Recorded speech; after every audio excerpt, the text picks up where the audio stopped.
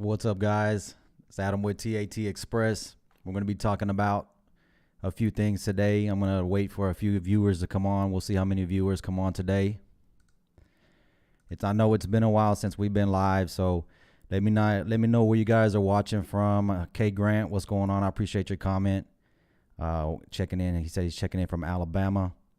We're going to be talking about the truth about the EPA, guys. This is something that I've been wanting to talk about. And it's been something that's been on the radar. A lot of people are talking about, especially on the delete video. When I released the delete video, there's a lot of people talking about how they're against these regulations, and it's rightfully so, because it's expensive, so I understand that. But the truth of the matter is about the EPA, and I want to get into that. And we're going to also be talking about a few other things. I want to talk about fleet. I want to talk about maintenance as well, as I put in the subject line. And I want to talk about the current market conditions. So if you're out there pulling freight, which a lot of you viewers are pulling what's called spot market, which is just basically what the freight looks like. What's up, California, Apple Valley? How am I sounding, man? How's everything sound? This is my first live in a while, so we'll see. Hopefully we don't have any technical difficulties. Okay, guys, so the truth about the EPA. We won't hold you guys up any longer. California knows about the EPA. What's going on, Indianapolis? How you guys doing up there? Appreciate you guys checking in. So here it is, the truth about the EPA, guys, and this is probably going to be really shocking. The EPA is not something that we created or I created. And the reason why I make this comment is because we get a lot of comments saying, as if we created the EPA. Guys, the EPA was created way before I was even born. It was created back in the Nixon days. He hired a bunch of photographers that went out and it wasn't just smog that they were looking at. They were looking at everything. They were looking at any kind of pollutants that was happening. They were taking pictures of any pollutants that was happening. And it was, they brought it up and, he made regulations. The EPA was created. Big business didn't like it. Big business felt like it was sort of like a betrayal because of how much big business spends in politics. So when he did that, it was really upsetting to big business. I mean, what do you think? You think Detroit wanted to sell out to Daimler? I mean, they sold out to Daimler because they didn't really want to deal with having to make trucks or engines with these EPA regulations.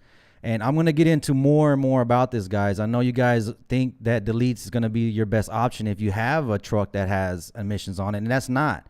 And that's why I made that video, and a lot of people are kind of have a lot of discrepancies over it, and it's just like we're just sharing information. All we're doing is sharing information, and because we used to work on deleted trucks as well. I don't want to get too far into this. I want to go back to the EPA as well, but we used to work on deleted trucks. We stopped working on deleted truck because of the issues we were having with trying to figure out what's going on with the problem, because of the hack deletes that are going on.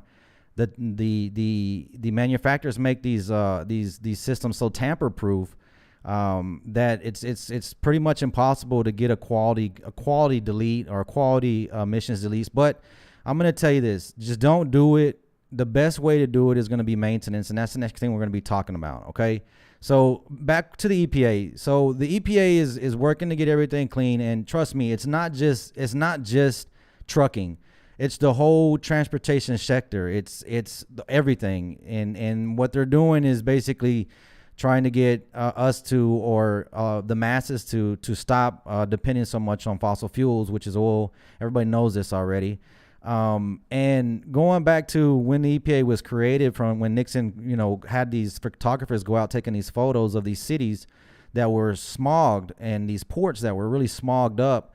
And if you guys ever go to a country, if you guys travel at all, you go to another country maybe that doesn't have regulations, you're going to see the difference. You're going to see the difference in their cities, and you're going to see the difference in their ports. So I'm not like saying, hey, I'm all the way behind the EPA. I agree to everything that they're doing.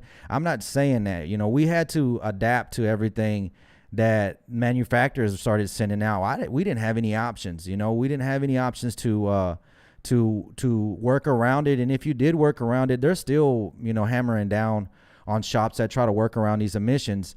But the good thing about this, okay, there's a good ending to all this. So guys, make sure you guys are listening. I'm still want to share some information about all this. So the EPA is not just cutting down on their whole transportation sector. They're doing it for a lot of energy users. But one thing's for certain. Okay, what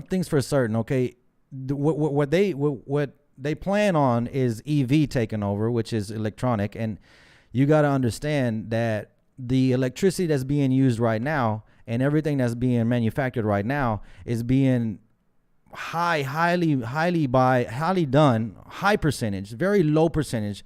Almost all the entire production and everything depends on diesel engines.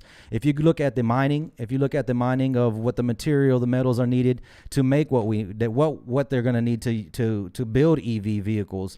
I mean, diesel engines. I saw the comment right now that Cat going out of Cat is not out of business. Cat just doesn't do any truck on highway.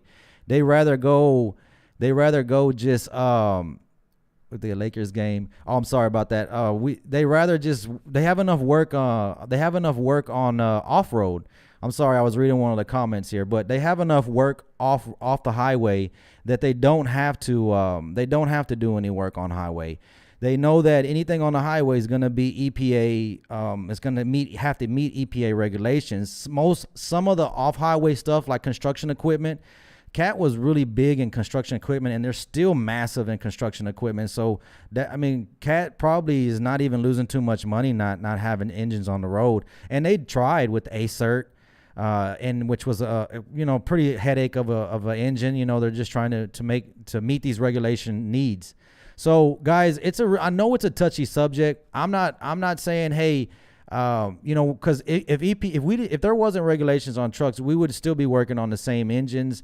There will probably be different stuff we'll be working on. But at the same time, what would it look like? Who knows what it would look like? The conditions of what we would look like.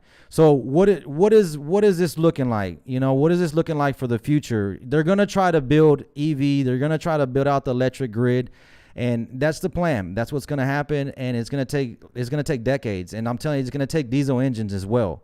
It's not gonna take EV. Is not gonna build itself. It's gonna be built by diesel engines. So what's the best plan? Because diesel engines aren't going anywhere for the next decade.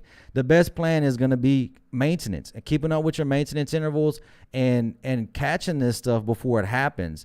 If you're dealing with any equipment, you have to meet maintenance intervals. Cars are the same.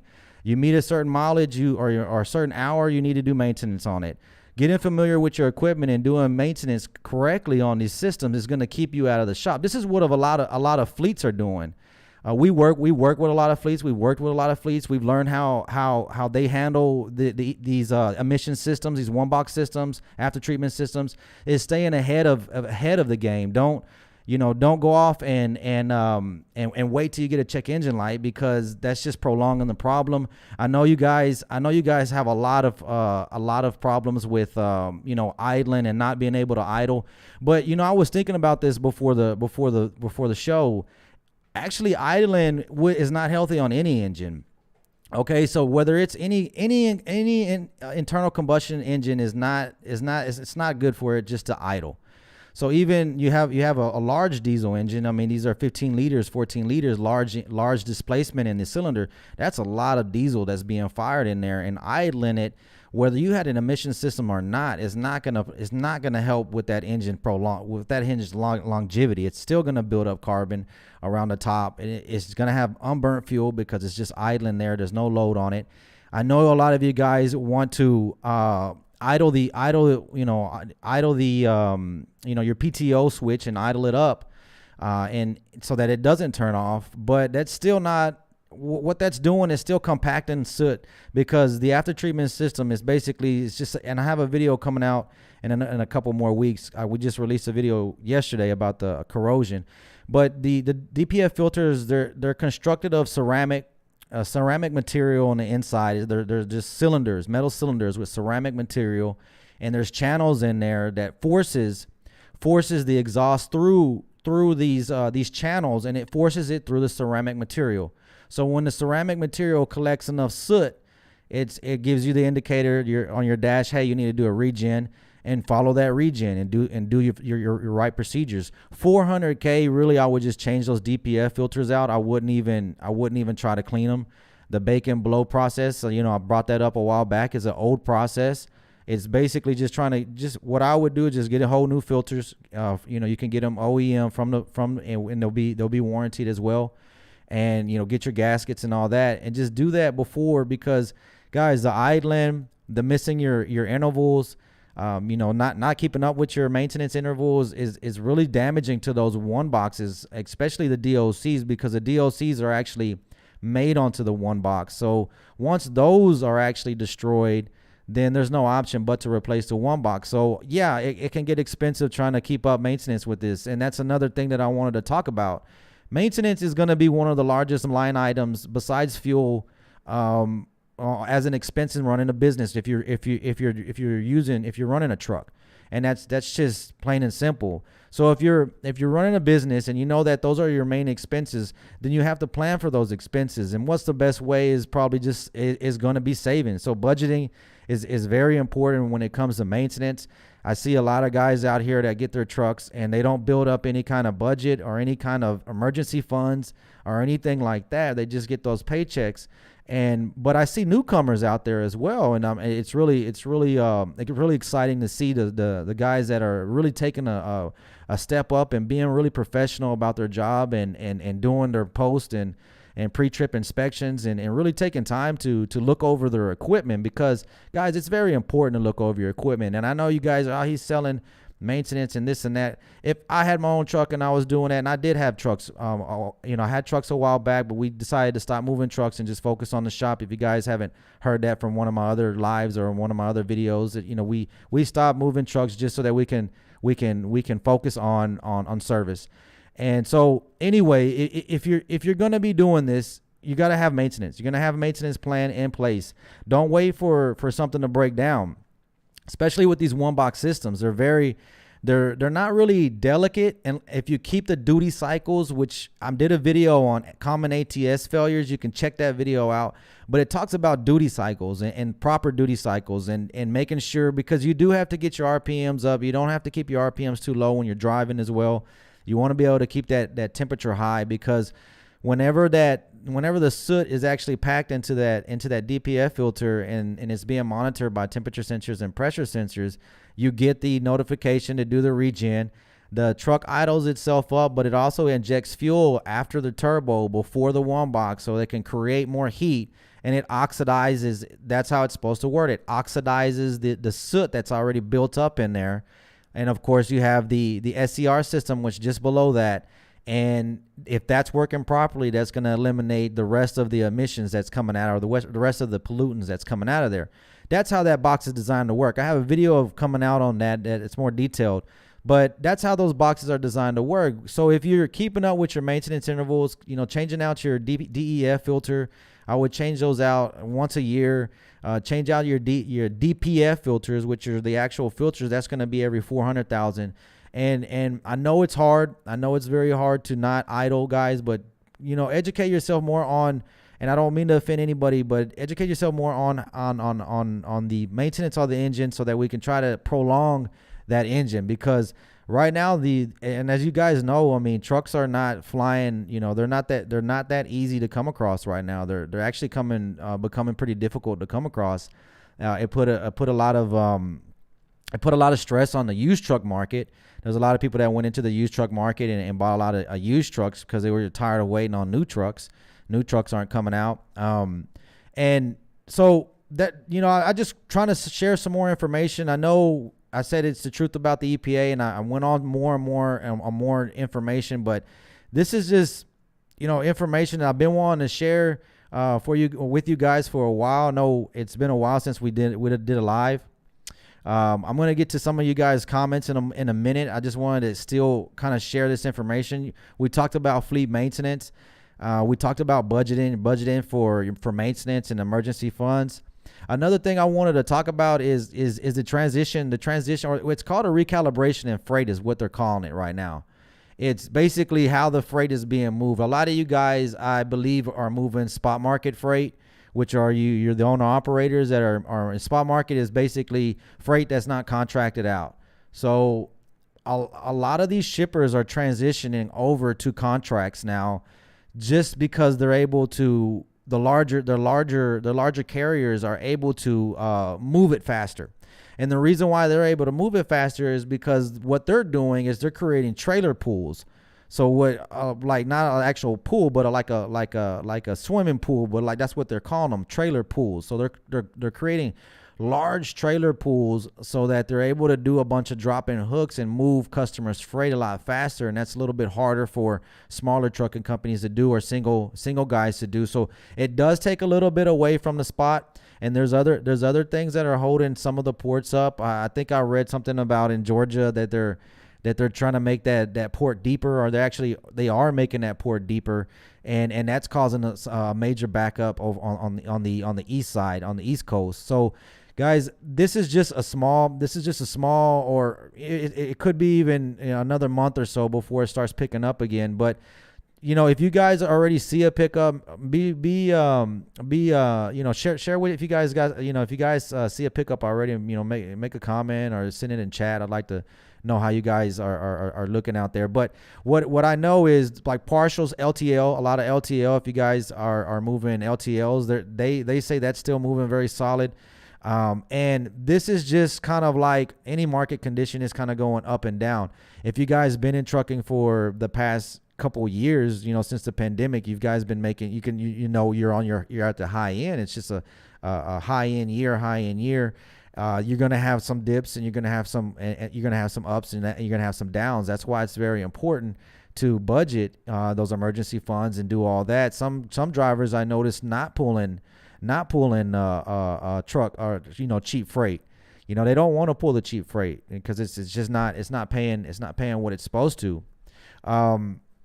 This goes on to, I see a comment just come up, but this is something that I'm going to be mentioning right now is creating a trailer shortage as well. There's a truck shortage and a trailer shortage.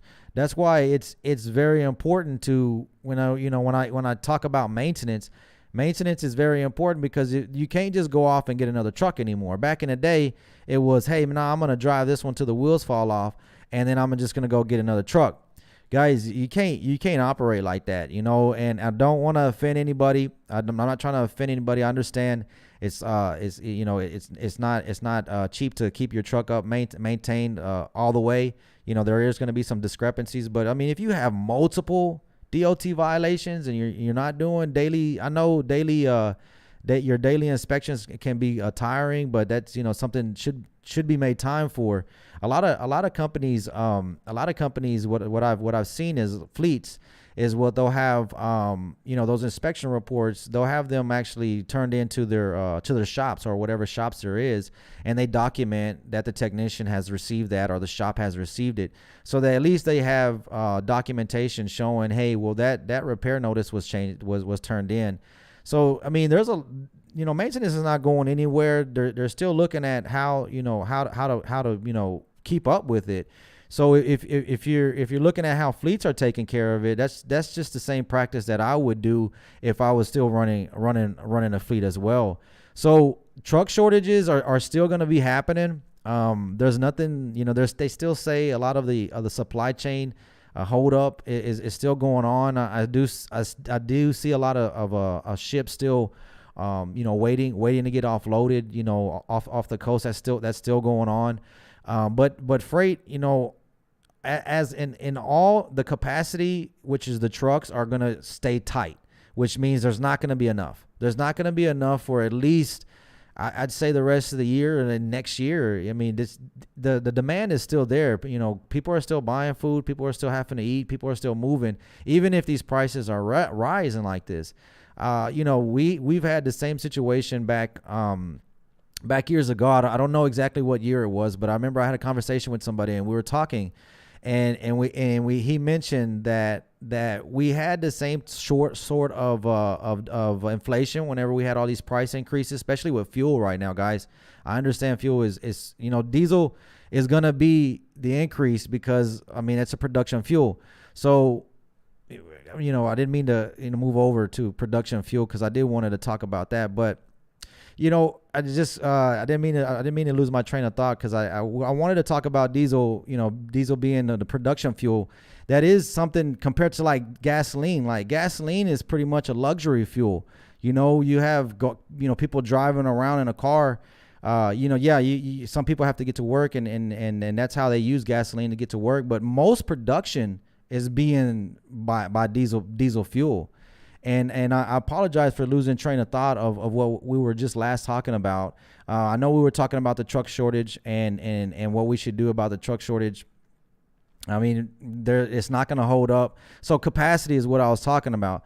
So capacity is basically not enough trucks, okay, or whatever it is. You can have high capacity or low capacity, So right now it's showing not to match demand for a while. So guys, if you are looking to still get into trucking, what I would still recommend is get in with a trucking company, especially these larger trucking companies. I know, some of the small fleets are probably not liking those comments, but I know it's tough for these small fleets right now. And it's tough for anybody that's on their solo, but at the same time, if it's somebody that's just coming into the industry, I would just try to give them some information that's going to be more successful for them, and would be just riding on with a company and learning what you need to learn. And then if you decide to do it on your own, you can do it on your own. But just having your own authority is it comes with a lot of responsibility and a lot of expenses. So I understand a lot of these guys are still on this, wanting to delete these trucks, and that's your best solution. Guys, it's not going to be your best solution. And I know it's not that I'm trying to sell you this and I'm trying to sell you that. It's facts. They're making it, the manufacturers are making them tamper proof. I see, I just saw a comment about a Kenworth, a 22 Kenworth, and imagine if you're having issues. It's already tough to troubleshoot those trucks without emissions, or if it wasn't emissions related. So when you start deleting information on the ECM by putting an older ECM calibration on there, and you're just causing more problems to those engines. So and it doesn't happen right away. You feel the power right away, so you feel like, hey man, I got all this power, but you having a lot of unburnt fuel. So all that unburnt fuel is just going to cause issues with valves. It's going to cause issues with the cylinder. It's going to cause issues with low power. You could probably, you end up causing low power is mostly what a complaints that I get. Either a scratch cylinder or your head's going to have to be replaced. Something going on with the ECM, and it's just a headache. It's a headache. And some of the older model trucks that just barely had EPA regulations on them, some of them can get a little bit. I still seen some damage on the 60 series. I still seen some damage on some deletes with the 60 series, especially if they're hacking these deletes and they're not putting a rev limiter. You can damage the engine by overspeeding it. Just because you have all this power, you're not racing. You're basically using that truck as a transportation, to make you money. So it's not a performance. It's not built for speed performance. It's built for work performance, basically. So I hope this information was useful, guys. I know I was looking at some of my last lives, and I can't believe I was going on for like an hour and a half, man. That's a long time. But I have been getting some good feedback from you guys about some of these lives, and you guys that are out there moving America for us, or for your family, not for us, for your family. That's very that takes a long time. That takes a lot of time. So hopefully this information here is useful as well. I'm gonna go over some of the comments. I know you guys had a lot of check in. We had we had Lubbock check in. Thanks for the sound check up there. Dark Matter. What's going on in North Carolina? How you guys doing? 2 people from North Carolina. How you guys doing? Yeah, he said he's been to the shop. I appreciate you guys coming by, supporting the shop. You guys need service. We're located in Dallas, 4140 Langdon Road, Dallas, Texas, 75241. And if you guys want to schedule some service or coming down in Dallas, you can look us up. I appreciate you guys coming in. Larry Bird said Cat's out of business, but no, it's not out of business. They got tons of off highway work, especially the mining, man. I was looking at how much energy takes, diesel in particular, how much diesel it takes to mine everything. I mean, just to mine coal, just to mine the material needed that we don't even have. We don't even have all the materials to build the EV cars that are out there now. We don't even have the material. You know, when you look at manufacturers, when you look at manufacturers like Tesla can't even get the cars out, or the trucks out. So now they're focusing just on cars. And I saw even now Elon is taking payments up front for the trucks, which to me sounds like, working to get cash, I understand that EV trucks are coming as well. But whenever you look at how much it's going to cost for the charging stations and how much investing is going to go into the charging stations, and not only that, not even the investing, but the the manufacturing and building that's going to take a lot of diesel work. That's like what I mentioned at the beginning of this video. It's going to take a lot of diesel. It's going to take a lot of diesel, man. So diesel's not going anywhere for a while. Okay. So, but at the same time, getting a truck, if you have a newer model truck, and getting a Hag Delete is not going to be your option. Okay. You can shorten the life of that truck. We know that the truck market is short right now. We have a tight truck market right now. You can see, if you go anywhere and try to buy a truck, it's going to be high. Back in the day, you can buy trucks pretty cheap, and even with the guys with older model trucks, they're spending the money. They're spending the money to rebuild these engines, which is good, because they're going to have a solid engine, and it's pre-emissions.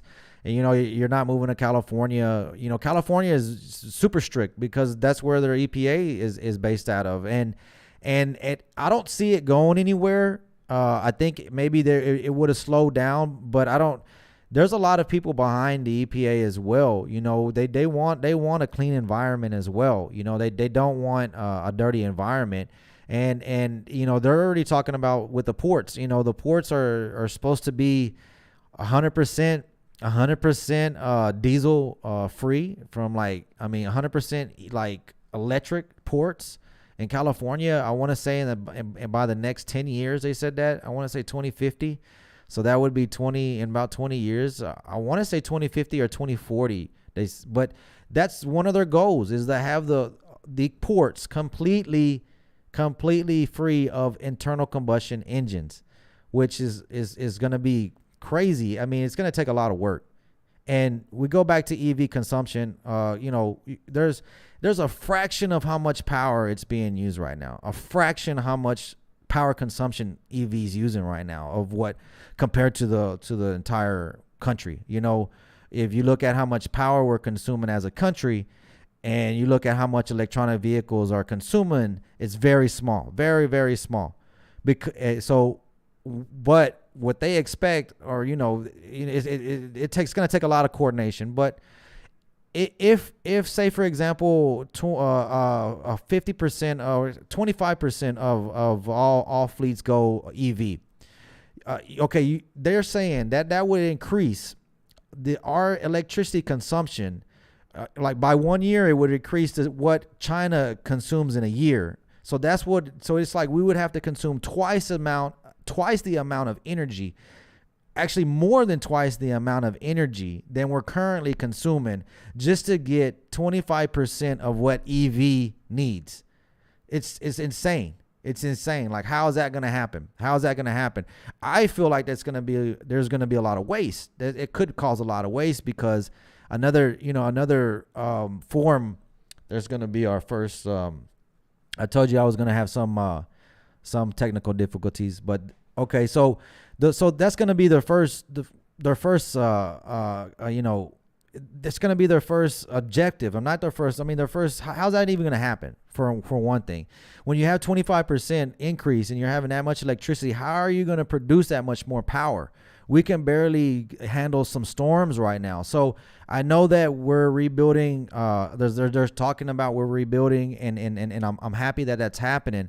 But that means that diesel's going to build that. Okay, and not EV's going to build that. Diesel's going to build that. So what that means is you're going to have to keep up with your maintenance. Okay, you're going to have to keep up with your maintenance. That's going to be your best plan. If you have a early model truck that has emissions on it, do not delete it. I know you guys are on the delete video about hey, you know, don't delete, and no, we're not pushing electric vehicles. I mean, we're far from that, man. Diesel engines are what's going to build that. I'll get to your channel. I'll get to your comment here shortly. But they've been talking about it for a long time. We're not going that route.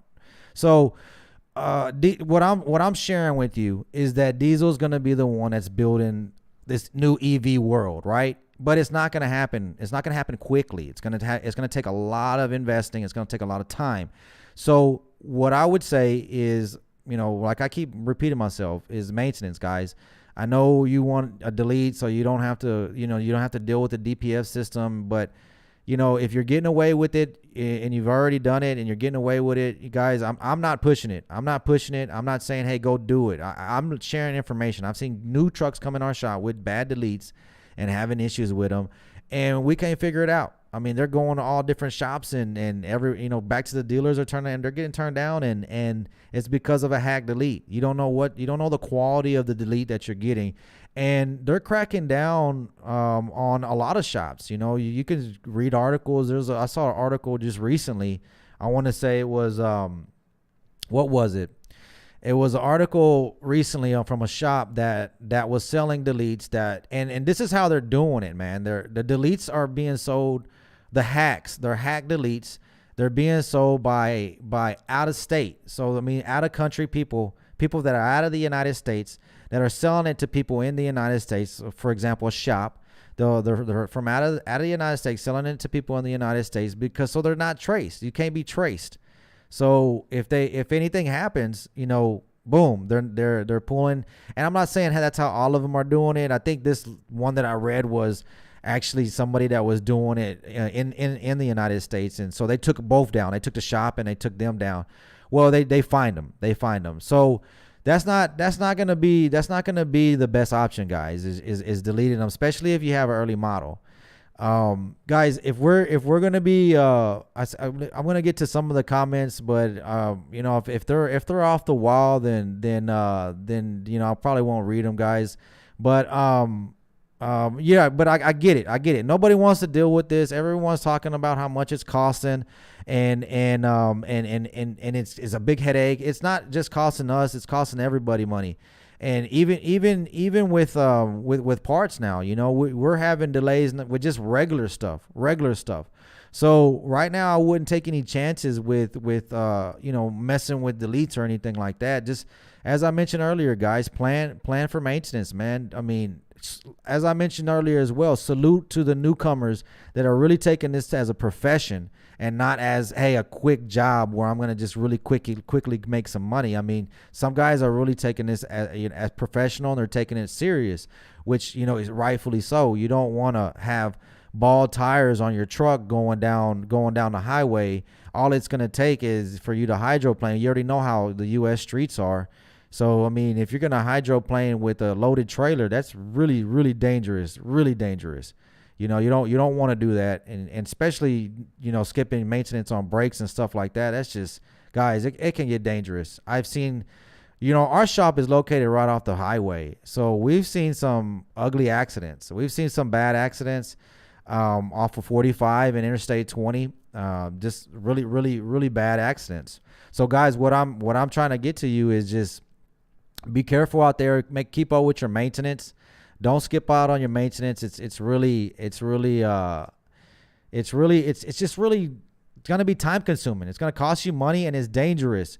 If you're out here skipping maintenance and you're skipping whatever it takes, whatever it takes to not spend that money to get new tires or to fix those brakes. Whatever you're doing, going around scales, trying to go around DOT, your DOT's there just to help with safety. If you guys are saying, hey, they're picking on me and all this, I mean, guys, if you're leaking oil all over the place, I mean, if you're leaking oil like a stuck pig all over the place, and you got diesel leaking all over the place, and you're taking it all over the highways, and you're just leaking oil and diesel all over the place, I mean, and you have bad brakes, bald tires, and I mean, come on. I mean, what do you expect? What do you expect? I mean, that's not professional, guys. Oh, I appreciate the super chat, guys. Yeah, I forgot about the super chat, man. I appreciate that. Porsche has purchased a significant amount of land in Chile in order to produce carbon neutral fuels because EV tech isn't sustainable for near future. Most materials in EVs come. Yeah, the materials aren't there. I mean, even if, and the materials that are there, even where the materials are at, they're being extracted by diesel engines. They're being extracted by massive cat engines. I mean, the biggest engines that Cat produces are in the mines, pulling all the material that's needed to do all this. So yeah, I get it. And right now, Porsche's not making trucks. They got a lot of cars.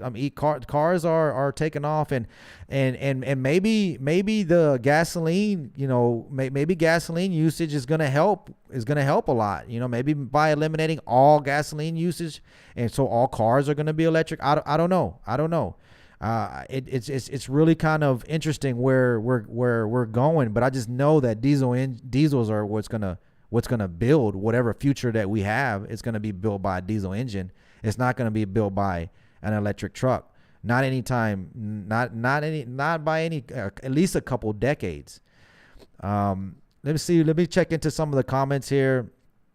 I got guys. I guess there's a NBA's playing. I didn't even know. I just wanted to go live. I'm gonna start trying to go live on Thursdays, guys, for you guys. I want to share some information. I'm going to try to keep you guys updated.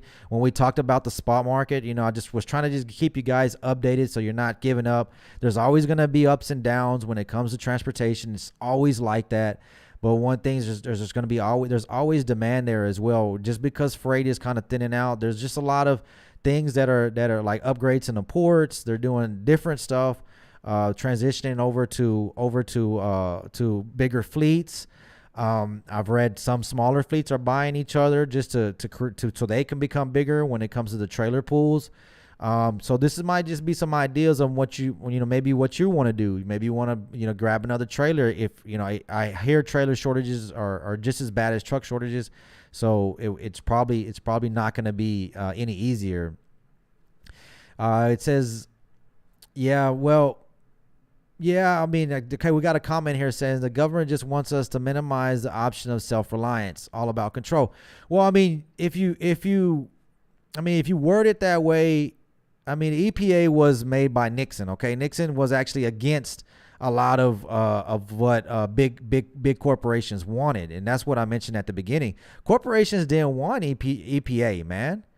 Corporations were paying Congress to keep everything in check. They didn't want somebody making regulations on them for engines. Everybody was making money. Detroit was making money. Everybody was making money. Back Cummins was one of the first manufacturers back then that partnered with Congress, and they were building engines for all the war that were going on. I mean, it's not a government thing. I think it was something that Nixon brought up, and I think he wanted to do it as a signature, of something. Hey, I did something for the country. And if you have the chance to go over to another country, if you guys are from another country that doesn't have emissions control, let me know how your ports are looking. Let me know how your cities are looking. I know that there's still a lot of high percentage of trucks out there without emissions control, but there also is a high percentage of trucks that are out there with emissions control, especially fleets. So I'm interested to see. I would be interested to see how the different countries look. I mean, if you look at like our water, like if you go to Galveston, the water seems pretty dark. I remember it being a little bit lighter. I don't know if it's because of the seasons. You know, I know that happens as well. A lot of the water from the Mississippi washes down there when it rains a lot, so I think that may change the color. But I don't know. I've been to a port in Mexico before, and I do recall it being pretty smoggy, but I didn't take photos. I didn't know. So I know that some countries that don't have emissions control, and I'm not sure if Mexico does or not, but some countries that don't have emissions control, I think they have a little bit more denser denser smog than we do in their high congestion areas.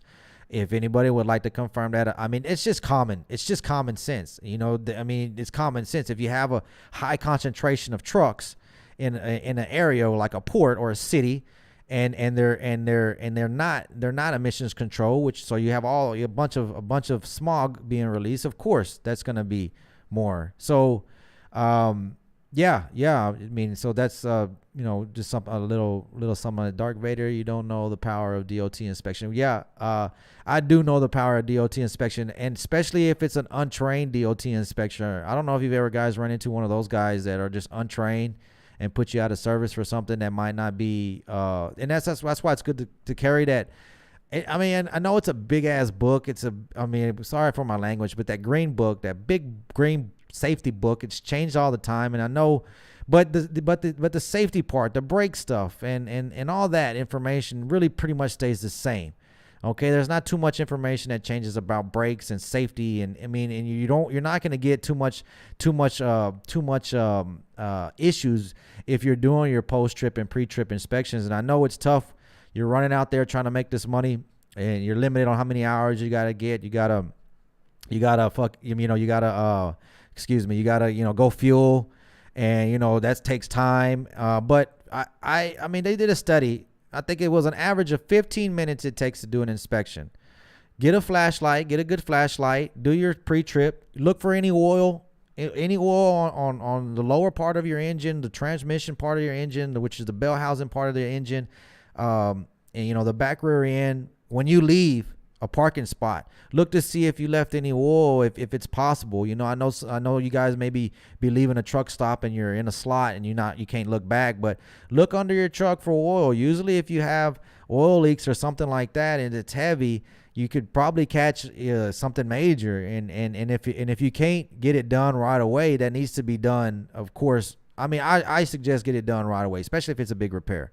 Shout out to all the drivers that do get that stuff done, because you don't want, for example, motorcycles. I mean, I know some people are like, oh, who cares about motorcycles? I mean, if you're riding a motorcycle and a truck's leaking heavy oil, and you can slip on that really easily.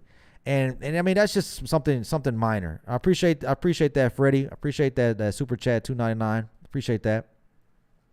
Let me get to these other.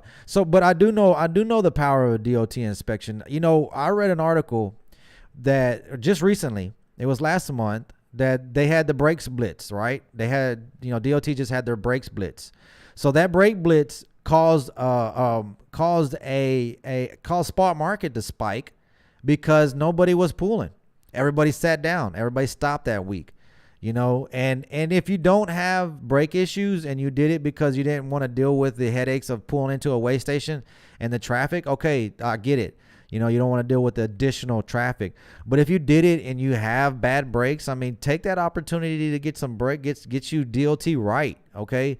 I mean, I know that I mentioned you could have a headache with a DOT that might be inexperienced. And for example, if he doesn't know the material in that green book, which is your safety book, he could forcefully say, hey, that button needs to pop out at a certain PSI, which is your center brake valve. And I'm just giving you an example. Because that happened to a truck, one of our trucks years ago, and I believe it was California, and they stopped them and they said that the button didn't pop out at a certain PSI, and it was right. It was right. I don't want to quote it incorrectly. I'd have to look at the book myself, but we looked it up and it was right. It was popping out like it was supposed to. It was correct. There was no issue with it. But they kept us there, and it wasn't until the next day, until the shift changed. There was another inspector there, a more experienced inspector, that let them go. But yeah, I do feel what a DOT inspector does. But guys, if you're doing legal stuff, if you're on the road legally, then I mean, running illegally is just going to create more stress. It's already stressful being a truck driver. Why you want to run illegally? You know, that's even more stress. You know how much more stressed, how much more tired you're going to be from running like that, and you're going to, whatever you're taking to stay up, you know, I mean, if you're running legit, at least you got that. At least you got that. Let me see. I wonder what the EPA will do on region systems when the amount of DEF available is gone in the upcoming months and trucks still need to drive. Yeah, well, if there's going to be a shortage, if there's going to be a shortage, then yeah, they're definitely going to have to do something. I remember reading an article that there was a change that they made in the DEF. I want to say either the meter on when they needed to refuel. I think they made it a little bit, the intervals longer. And it wasn't because of DEF shortages, but it was because they were having issues. But yeah, there could be some changes, and I'm not saying it's not, but once DEF is back available, they're probably gonna, hey, we'll go back with it. I mean, whatever. I haven't seen any DEF shortages, but if you already see it, I appreciate that comment. Hi, I have a 2017 International Pro Star with the Cummins ISX. What is your take on it? 2017 Cummins Pro Star. I mean, Cummins is a good engine. You know, the only thing I know I did the Cummins versus DD15 and that video, and I know probably some guys ended up going with Cummins because of that video, and I mean, Cummins is a solid brand. It is a solid brand. You know, but DD15, I would say, is probably a little bit more durable because as long as you keep up with maintenance, you shouldn't see any major problems. But Cummins, I do see some major problems, especially in the head. I don't know why. But just keep your idling down. Get familiar with the engine. Get familiar with your maintenance intervals. Keep up with the maintenance. I'm not saying that's going to happen to your truck. Whenever you guys do buy a used truck, be sure, if you looked at any of my other videos, be sure to do as much investigation as possible. If you can get maintenance records is vital. It's vital. If you can get solid maintenance records, a solid indication that this truck has been repaired, often, not with for the same problem. You know, if it's a electrical problem and they'd say, hey, this truck's, somebody will fix it over here, but this guy, no, if it's multiple shops try to fix the same problem, no, don't buy it. But just maintenance. You're seeing maintenance records. So, but I shout out to Dark Matter with that for the comment on that. Larry Bird, I think I already covered the truck shortage. That's going to continue to happen. It's not going to stop. That the truck shortage is going to just it's going to stretch and stretch, man. It's going to keep going on at least till next year. But and it's going to stay like this because look at the issues. Okay. We talked. Austin with Super Chat talked about how Porsche decided to buy land out of the country just to be able to get the material needed and that's just not EV. That's just not only EV. That's what we need for new trucks as well. I mean, some of the material that's in newer trucks, some of them semiconductors and all those electronics, some of them are in the trucks that we need now, and some of that material is being extracted from those same areas as well. So it's the truck shortages continue to happen. It's not going to go anywhere. I appreciate you, Alex, coming in. Hey, Easy, what's going on? I appreciate your chat, man. It won't work. Yeah, I think I already read that comment. All right, the truth is starting to come out. A majority of the material that powers the EV vehicles, yep, nickel, all that, etc., is in the Dominican Republic of Congo. Wow. So Albert says all the material that we're talking about that's needed for EV is in Dominican Republic. So, and you know what? Isn't that kind of like a poor country right now? So now they're going to be rich, or they're going to have a lot of investment moving in there. Porsche's already moved down there. You said that's but that's going to be cars, trucks, and I'm not against EV, and I'm not for EV. I'm honestly I'm for internal combustion engines. I don't want an EV car. I've never driven one, but I like power. So I'd rather feel an internal combustion engine, but and then I just wouldn't want to depend on charging it. Sometimes I have problems with my phone not being charged all the way by the end of the day. I would hate to be. And then here in Texas, everything's so far. It's 30 minutes for anything. If you go anywhere, it's 30-minute drive. So if you run out of battery anywhere in Texas, I guess mobile jumping is going to be pretty popular, guys. They fly planes spraying crap in the air in the day at nonstop, but they want clean air. Can't make this stuff up. Sure, blame the dirty air on the trucks. Well, they're not just blaming just the trucks, okay? They're blaming the whole transportation sector. I mean, they're blaming even food. The food that we eat supposedly is creating a lot of methane gas, which is causing problems as well. I think honestly, you talk about crap. I think honestly, food, which is cattle, is probably one of the largest pollutants. Creating food, I believe so. I may be wrong on that, but I know that it's a high percentage of methane, which is one of the pollutants. Adam, I have a 2017 ProStar with 600,000 miles. I'm having trouble coming out of second gear. It jerks and skips. Sixth gear. If it's jumping and skipping, and if it's 600,000 miles, if it's an automatic, I'll definitely get that looked at. Definitely get the clutch looked at and get the internals looked at. Check to see when the last time the oil's been changed on that transmission, guys. Usually you want to do that depending on your transmission setup. Everything intervals are starting to get a little bit. You almost don't even want to. You want to cut them even closer. If you, that's why I was saying. When we talked about DPF filters, I would change those filters out at 400,000. Like, honestly, I would probably do gear oil a little bit sooner, but they're saying every 200 to 300,000.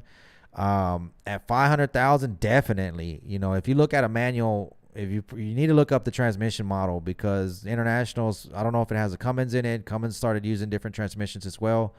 Cummins started making their own transmissions, and so it's good to follow OEM, but at the same time, if you don't go longer, I would go shorter if anything on the intervals.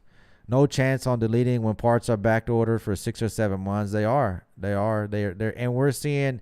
I see it. I've heard it on the passenger side vehicles when it comes to service as well. Some parts are actually coming a little bit tough. So guys, what can you do to avoid that? Is just, do your post and pre-trip. If you can't get everything fixed at once, if you have major problems, you need to get that fixed. But if you have some stuff that can kind of get by, but not violating safety, like if you see a belt that you might need to get, but it still can last, go ahead and get that belt.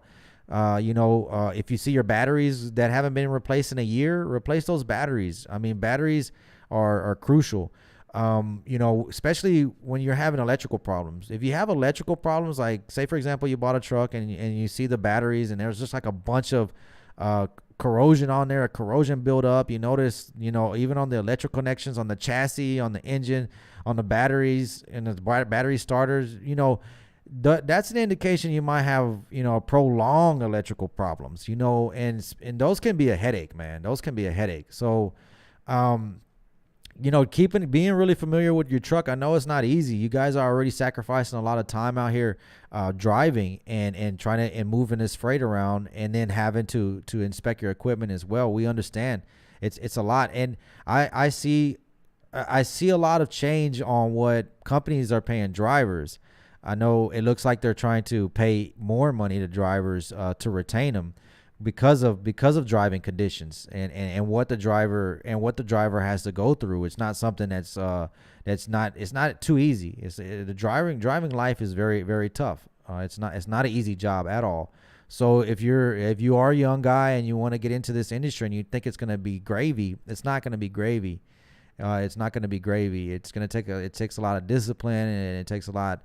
But it's a good job. It's still a good job, and there's still things that are changing. And any job is going to be challenging. I mean, any job is going to be challenging. All this pandemic to make the most fail and start over 100%.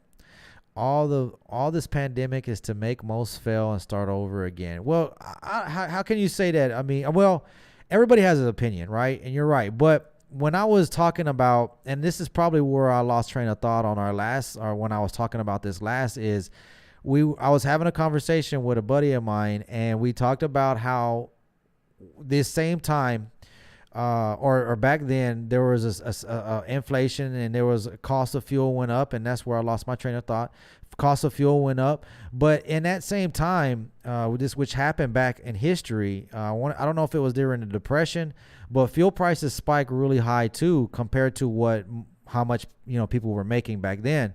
So, but the difference from now and then is that during the pandemic, the feds were releasing a lot of money. They did release a lot of money. I know, some personal people got money, but a lot of the bigger corporations got a lot of money. And what happens is that money ends up trickling down through all different types of ways. It can be through wages, it can be through equipment. It trickles down. It trickles down over time. So what I'm getting at is we have a spike in fuel. Nobody would expect, with the war that's happening in Russia, nobody would expect that. But yeah, there's a spike. But the difference is from back then till now is there's a lot more money in the market. I'm not saying in one particular spot, but I'm saying there was a lot more money in the economy now than there was back then, whenever the fuel prices were high. So that's why you still see people moving around. They're still moving around. People are still, bearing this fuel charge or these fuel prices, and I'm hoping you guys are being paid more. Are you guys? Let me know if you guys are getting paid higher fuel charges out there, fuel surcharge. Let me know if they're compensating you guys more since these prices are going. Let me see here. All this. So yeah, that's my take on the pandemic. But it could be that, because I noticed, like, one of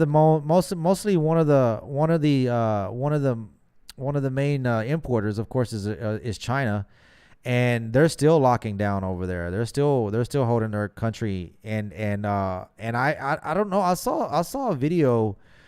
California had some lockdowns. I don't know if it was recent. It might have been old, but I don't think they had any lockdowns anymore. But who knows? You're saying, that could be a way to reset. I don't know. It's kind of tough, especially when there's so much money that they had released to a lot of the corporations. I figured if that was first of all, it wasn't even planned. Whatever this happened, it wasn't planned. I mean, I think it just happened. And then nobody know how to react to it. But now it's like, hey, no, everybody needs to stay healthy and keep on moving though. Yeah. Have you ever worked on a truck with a Series 50 engines? No, I didn't get the chance to. Well, you know what? I think the Deuce and a Half, I'll have to look back in it, but no, the Deuce and a Half. Yeah. The Deuce and a Half had a Series 50 in it. Yeah. When I was in the military, we were in Korea, and I want to say that Deuce and a Half had a Series 50. It was a diesel engine. That was the first time I was introduced to diesels, and I was the only one that knew how to drive a stick or a standard. And I was like 18, 19 in Korea, and we were going on deployments, practice deployments, driving through Korea, and I was the youngest guy in the squad, and I was the only one that knew how to drive a stick. So I'm driving like Deuce and a Half with, soldiers that are way older than me, and I'm just young buck driving this Deuce and a Half through Korea, but going really hilly. It was like, stops like this, stop signs like this, loaded in the back, whole thing, everybody in the back of the truck, full. And then cars coming behind you. So that's tough to take off. You got to use, the brake foot, clutch, gas. I don't know if you ever, you probably don't have to do that with these trucks, but yeah, that, I think that was a Series 50. It's been so long. But when I started servicing trucks in the United States, it was Series 60 only. I never saw Series 50. It was all Series 60. And it was pre-emissions. And then later on, pre-emissions, M14s was most of the cats, C15s. That was a lot. I mean, I have a picture where we were doing let me get that going again. Sorry. I have a picture when we were swapping an M14 with the old hoist that we had, and then later on the emissions started coming in. They just started coming in, and then you know, I don't know if I mentioned this earlier. We adapted. We had to adapt. I saw that emissions was not going anywhere. You know, we need to learn these systems and learn these new engines. I was excited to learn any new engines that were coming out. I mean, I was excited, you know, when DD15 came out. That was a really exciting engine. I mean, it's a Mercedes engine. Everybody knows that. Mercedes bought Daimler long ago, and now they created these engines, or they built these engines. And I mean, if you wanted somebody to build an engine that's going to be meet emissions compliance, you want to build it. You want to get it from a manufacturer that's done it for a long time in that space. So, for example, if I have to use an engine that's emissions controlled, or that has to be emissions controlled, wouldn't you want it built by somebody that's been building it in that same requirement for a long time? And that's why Mercedes probably ended up being the best candidate for that for Detroit. And I mean, that's my thoughts on that. I mean, I'm not saying every other engine is bad. I mean, every engine is trying to meet these standards. Volvo's a very good engine. That's a European engine as well.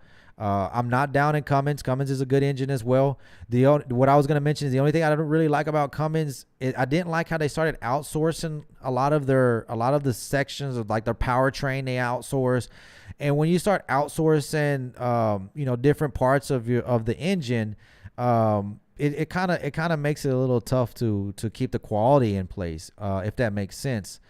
Comment from Larry Bird says Houston looks horrible, huh?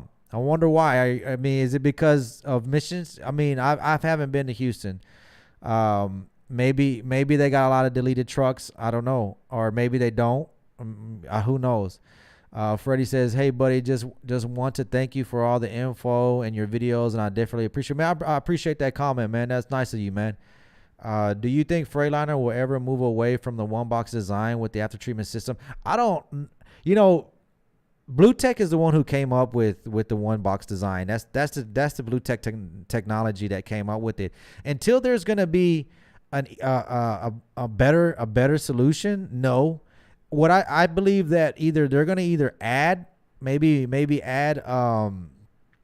add some kind of spraying something into the engine to maybe even cut down more emissions.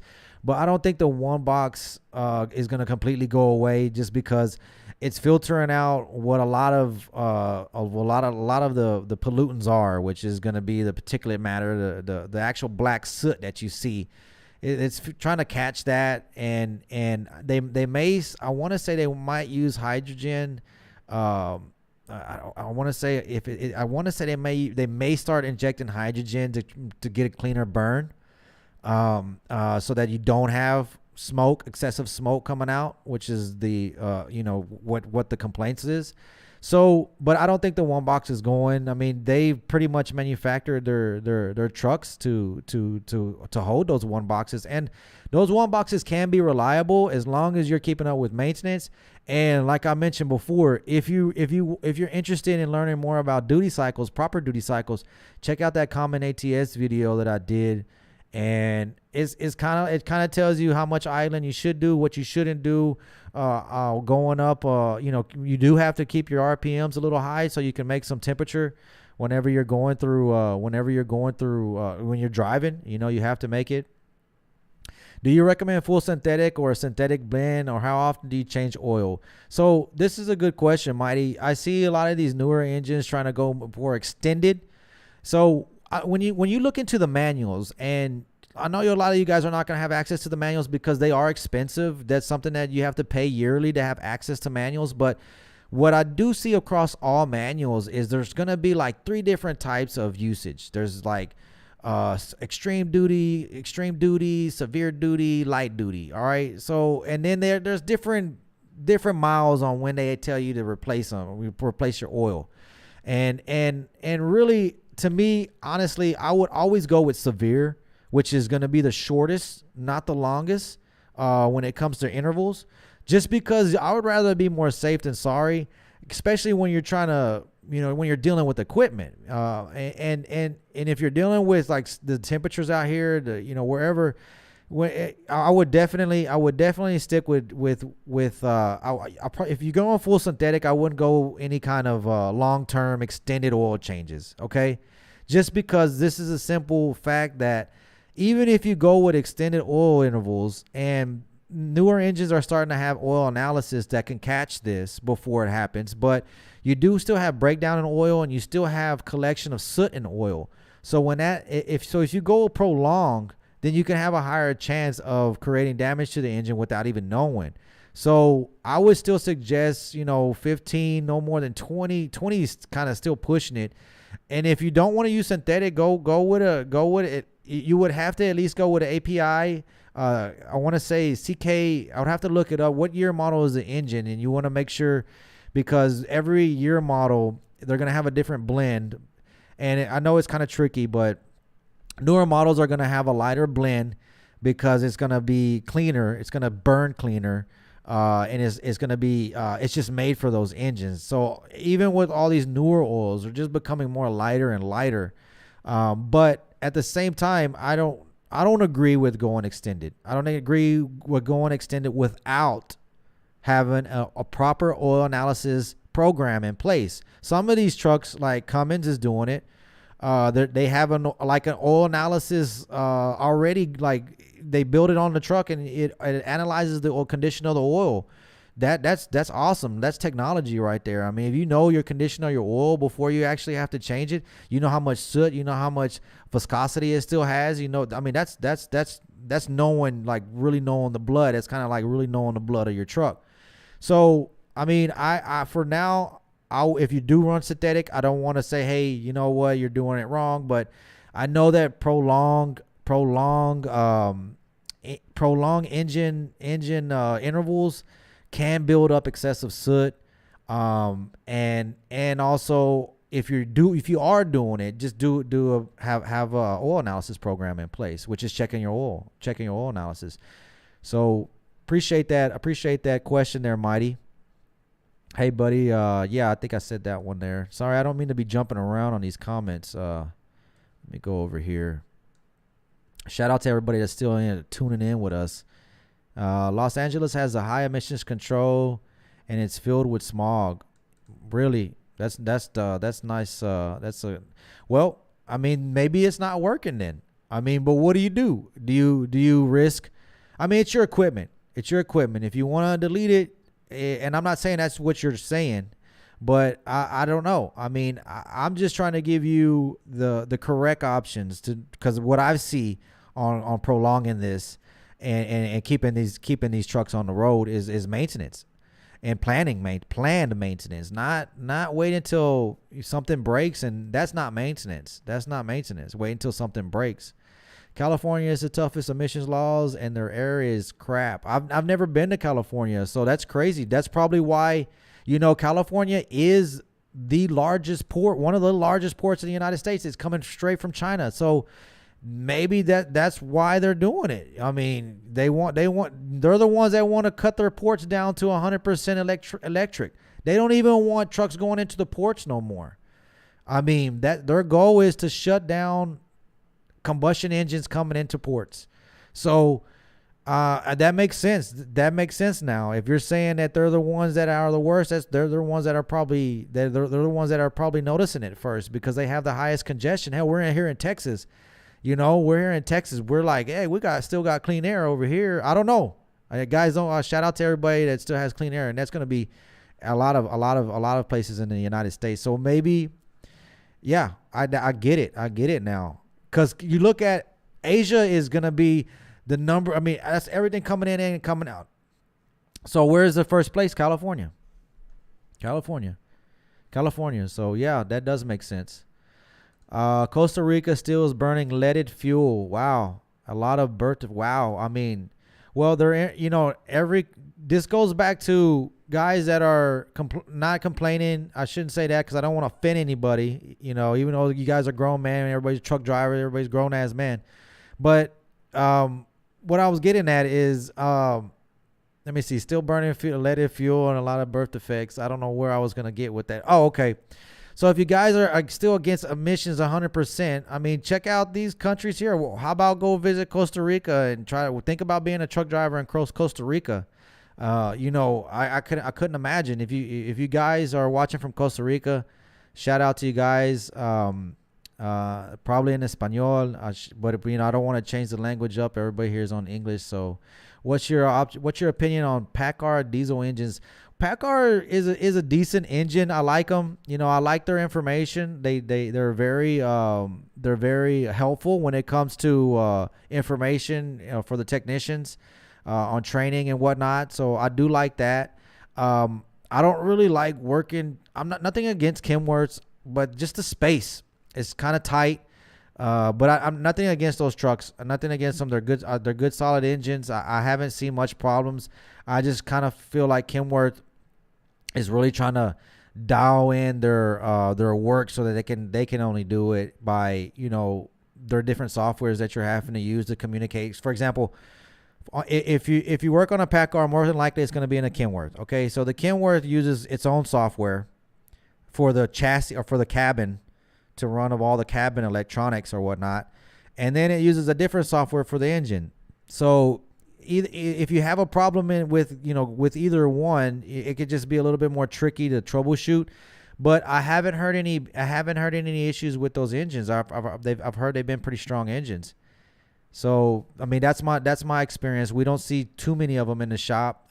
We do see some, but and what I can tell you is the parts are really high on PACCARs. That's not going to be a cheap engine. That's kind of like the Harley Davidson. If we're talking about motorcycles, that's like the Harley Davidson of trucks, I guess, just because of the pricing on parts are really high.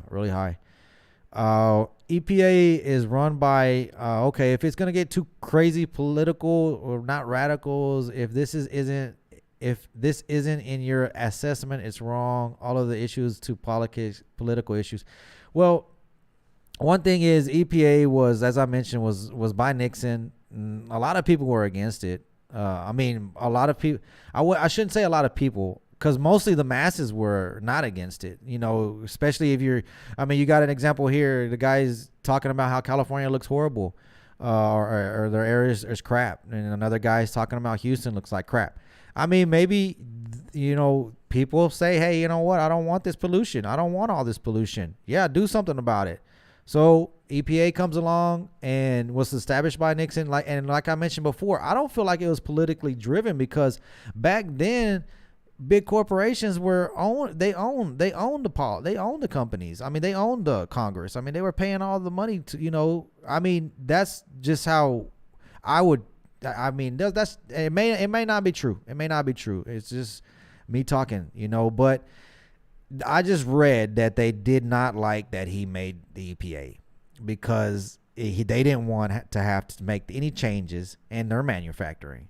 I mean, so that was, I don't know if it was politically driven, but everybody has their opinion. I appreciate your comment either way. Pandemic, the great reset by the no tackle down time. I mean, if it was a reset, I don't think they would have released as much money as they did.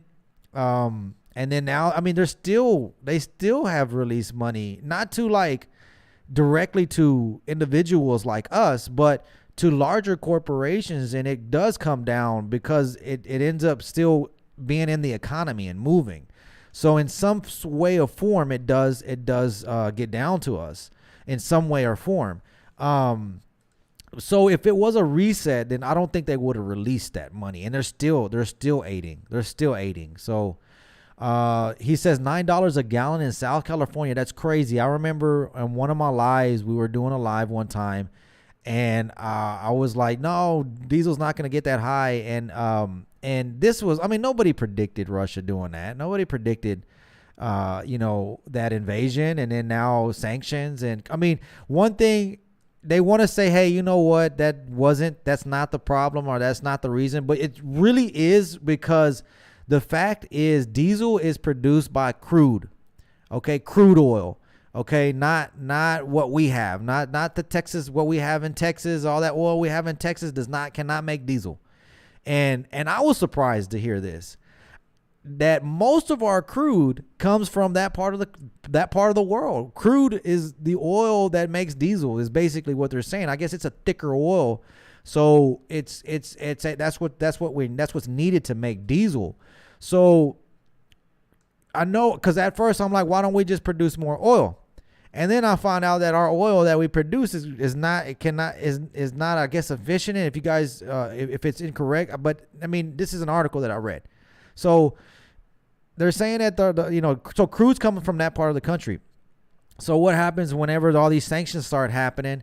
And it's a big mess. It is a big mess. I feel bad for the people that are all involved in it. It's a big mess. I don't want to make too many comments about it. I don't really want to get political, honestly, because it's just really going down a rabbit hole, to be honest with you. But let's get back to some of these comments, and we're probably just going to wrap this up. We've actually, an hour's already passed by.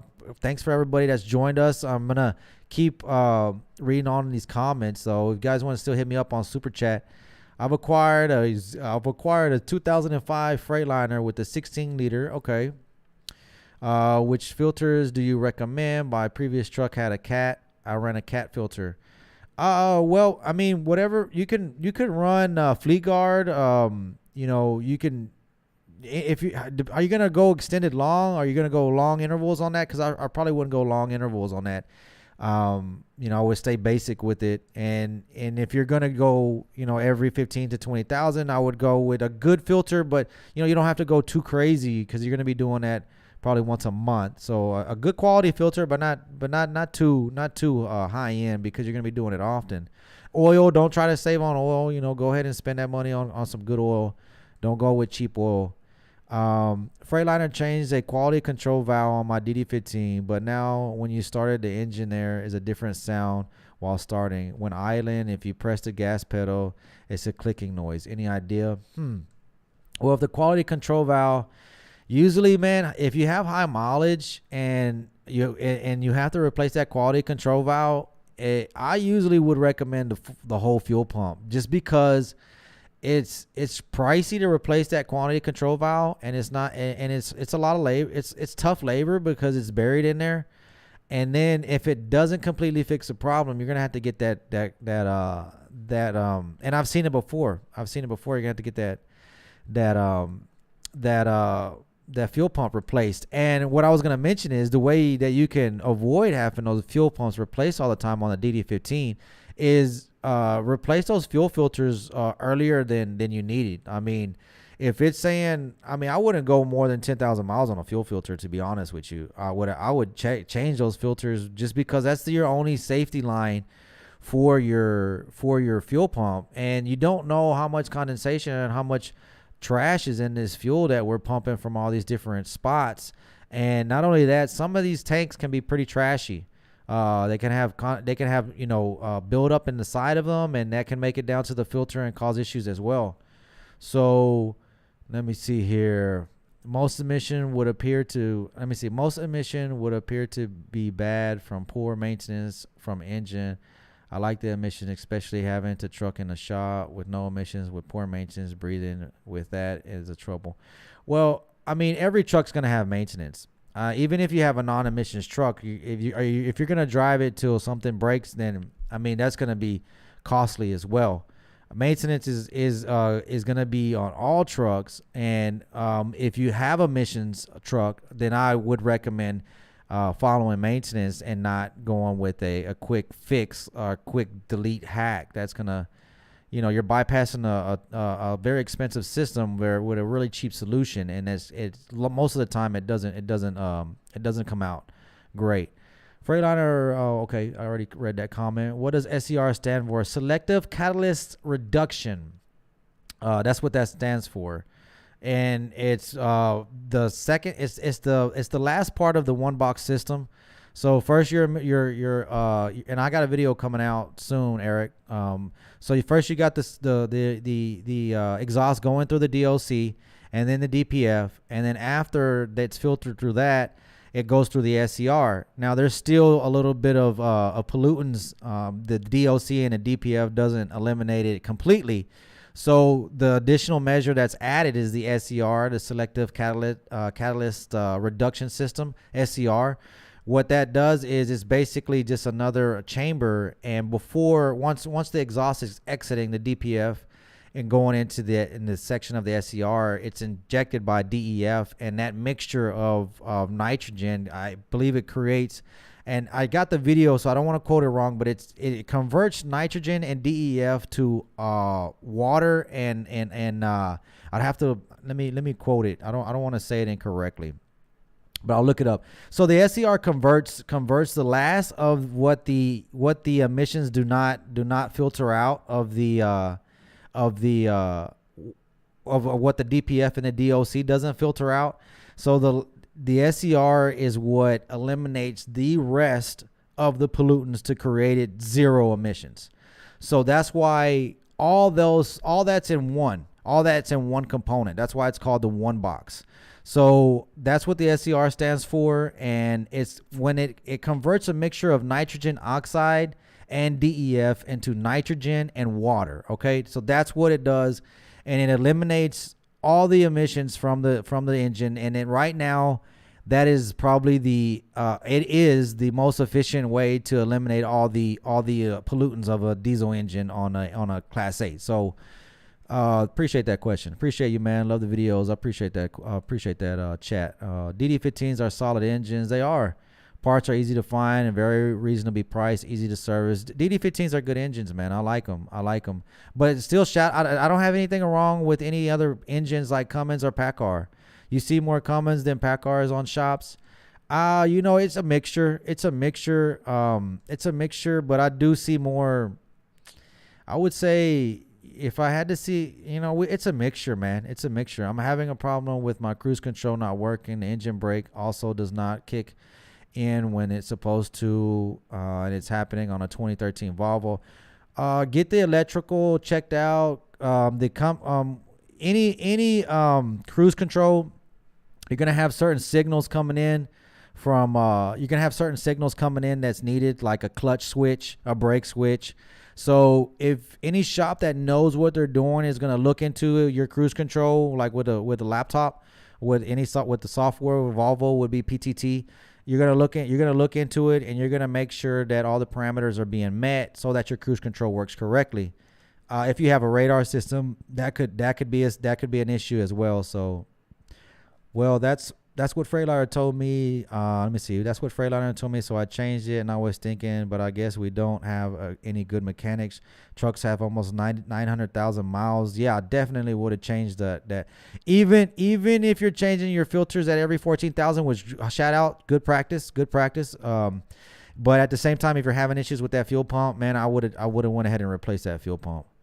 Damn. Man, your recommendations on time between maintenance is very expensive. You're going. Well, I mean, you don't have to. If you're doing 15 to 20,000 miles, how many miles a month are you doing? I mean, that's an oil change. Once a month, once every other month.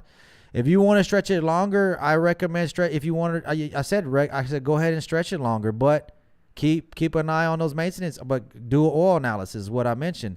And most of the times, if you're stretching it, I mean, you could have some other maintenance that could be stacking up. So, I mean, I'm not telling you to come in, but I mean, maintenance is going to be one of your, and this is not something that I made up. So maintenance is going to be one of your main line items to keep your truck running.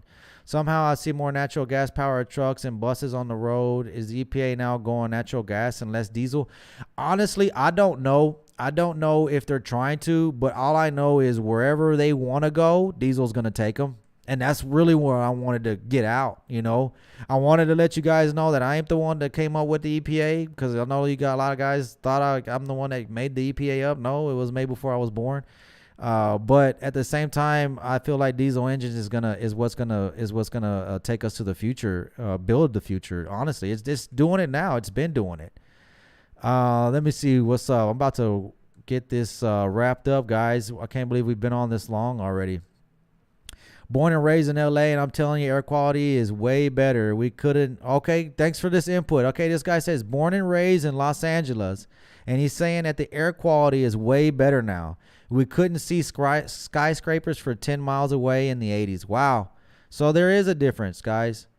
Fuel filters at 10K and 20K recipe for banger. No, I mean it's not. I mean, really, filters. Come on, that's not that expensive. I mean, what are you pulling? And honestly, maintenance on your truck would be every other month, most of the time. Depends on how many miles you run. And if you want to do 10K on fuel filters and just do fuel filters only, you shouldn't have to be spending that much. Let me see. Hope you're doing a good job. Every time I take my Freightliner right after something else happened. Well, if you have a problematic truck, this guy says he's having issues taking his truck and he's having issues, repeat issues. If you have repeat issues and it's on the same truck, I'm sorry. I mean, it could happen. It can happen, especially with corrosion. If you have electrical problems with corrosion, or if you have a truck that's been, and I'm not saying you were the one that maybe poorly maintained it, but if it has been poorly maintained, it can definitely continue to have some problems. But guys, I'm going to wrap it up, man. I really appreciate everybody, guys, joining us. I plan on going live again next week, guys. So if you can check in next week. We got another video coming out on Wednesday. This one's going to be an AC video. It's going to be letting you know what to look for on your AC. June's coming along. June's actually here. So summertime's here. So we got some information on that. Hope you guys have a good rest of the week. Today's already Thursday. If you guys are running over the weekend, you guys be safe out there. I appreciate you guys all joining us. I appreciate the super chat. If you guys want to schedule an appointment with us, you can call us at 972-225-3017. You can we also are hiring, guys. So if you're interested in becoming a mechanic with us, we are looking for ATEX or a service writer. We are offering right now we're offering paid uniforms, complimentary breakfast every Friday, and we're also providing up-to-date equipment. So if you guys are looking for a shop to move to, come on, apply to us. I appreciate everybody joining us today. We had a pretty good turnout today. I appreciate everybody joining us. I know it's been a while since I've done the live, but I plan on getting on and sharing some more information with you guys. I had a good time. I hope you guys have a good night. I appreciate everybody that's joined us.